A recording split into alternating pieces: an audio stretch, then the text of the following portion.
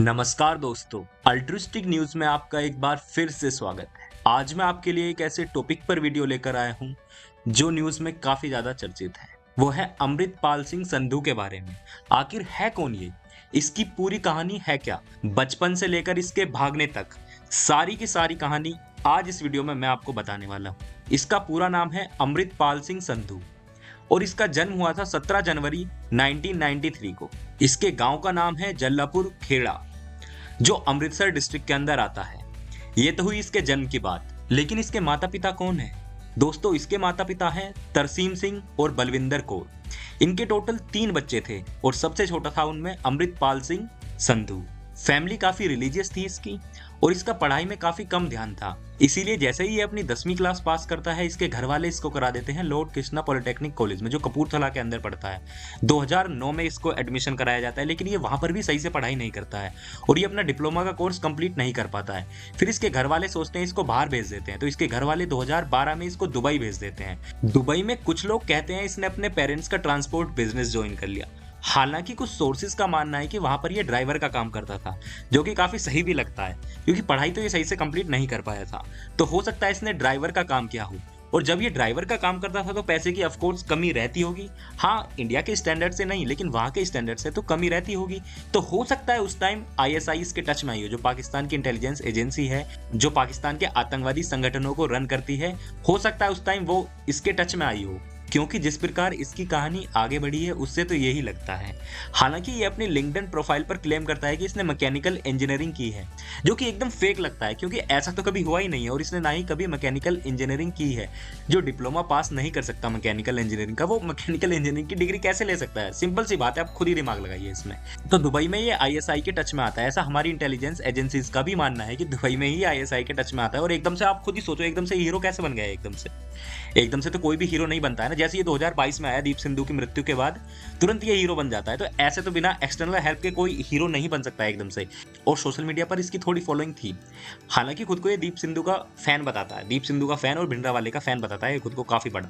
लेकिन दीप सिंधु की मृत्यु के बाद ये उसकी ऑर्गेनाइजेशन जो वारिस पंजाब डे है, एयर्स ऑफ पंजाब, उसका कंट्रोल खुद ले लेता है, दीप सिंधु के पेरेंट्स के मना करने के बावजूद भी। आप खुद ही सोचिए कितना बड़ा फैन होगा। और ऐसे ही ये खुद को ब्रेव या बहादुर भी बताता है। आप सभी ने देख ही लिया होगा किस तरह से जब पुलिस के क्रैकडाउन के बाद ये भागा है यहाँ से। तो इस बात से आप अंदाजा लगा सकते हो कि इसकी बातें कितना भरोसा करने लायक है। जो भी इसको फॉलो कर रहे हैं, आप एक बार फिर से सोच लीजिए कि भरोसा करने लायक बातें हैं भी या नहीं। 2022 में दीप सिद्धू की एक्सीडेंट से मृत्यु होने के बाद सितंबर 2022 में ये इंडिया आ जाता है और खुद को, जो दीप सिद्धू ने ऑर्गेनाइजेशन स्टार्ट की थी वारिस पंजाब दे, उसका लीडर डिक्लेयर कर देता है। हालांकि दीप सिद्धू के पेरेंट्स मना कर रहे थे कि हम इसको अपना लीडर नहीं मानते हैं और इसकी दीप सिद्धू से कोई बातचीत थी भी नहीं इतनी खास, लेकिन ये फिर भी खुद को लीडर बना देता है और आईएसआई के सपोर्ट से ये पॉपुलर हो जाता है। लोग इसको फॉलो करने लगते हैं हर जगह, क्योंकि बिना सपोर्ट के तो ऐसा पॉसिबल ही नहीं है। इसी दौरान ये प्रचार करने लगता है कि ये ड्रग्स के अगेंस्ट है, ये ड्रग छुड़वाना चाहता है लोगों की, उनको डी एडिक्शन सेंटर्स में ले जाना चाहता है। और अभी अभी खुलासा हुआ है, जो इंडिया की इंटेलिजेंस एजेंसीज ने खुलासा किया है कि ये डी एडिक्शन सेंटर्स में भी वेपन्स रखता था, वहां पर वेपन्स स्टोर करता था, हथियारों को वहां पर स्टोर करता था और इसके पास काफी ज्यादा मात्रा में हथियार पाए गए हैं दोस्तों। इसके अलावा दोस्तों काफी कम लोगों को पता है, इसने एक फोर्स बनाई अपनी अलग, प्राइवेट आर्मी।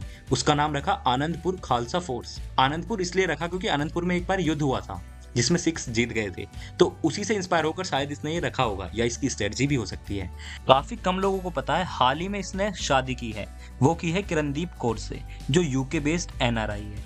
ये कब की है? इसने फरवरी में की थी और सबसे छिपकर की थी। क्यों की थी? क्योंकि इसकी वाइफ के कनेक्शन थे खालिस्तानी से, उसकी भी काफी लंबी हिस्ट्री है, इसीलिए इसने उसको अब तक मीडिया से छिपाया हुआ है। इसके पेरेंट्स ने भी उसको छिपाया हुआ है। ये है राज, जो काफी कम लोगों को पता है। तो अभी तक सब कुछ सही चल रहा था, उसी बीच अजनाला क्लैश हो जाता है, जो 2023 फरवरी में ही हुआ है, अभी जस्ट 1 महीने पहले हुआ। उसमें क्या होता है, तूफान सिंह इसका एक एसोसिएट होता है, इसका हेल्पर होता है, जो इसका चेला था एक तरह से।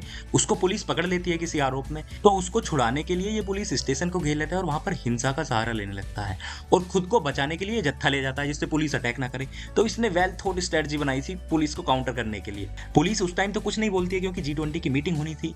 जैसे ही G20 की मीटिंग खत्म हो जाती है, पुलिस तुरंत क्रैकडाउन शुरू कर देती है इसके ऊपर, जो 2-4 दिन से आप देख रहे हो। इतने दिन से क्यों नहीं किया था पुलिस ने, आप ये सोच रहे होगे। इसलिए नहीं किया था क्योंकि G20 की मीटिंग होनी थी वहाँ पर, और जैसे ही वो फिनिश हुई, पुलिस ने तुरंत इसके ऊपर क्रैकडाउन शुरू कर दिया। खुद को बहादुर बताने वाला अमृतपाल वहाँ से भाग खड़ा होता है। 9-2-11 हो जाता है। इसके 80 से ज़्यादा फॉलोअर्स को पकड़ लिया जाता है, सबको अलग-अलग जेल में बंद कर देते हैं और ये अपना भेष बदल-बदल कर वहाँ से भागना शुरू कर देता है, और आज के दिन तक भी पुलिस इसकी तलाश में है। अब तक ये नहीं मिला है। तो दोस्तों, ये थी अमृतपाल की कहानी। Thank you for watching. जय हिंद।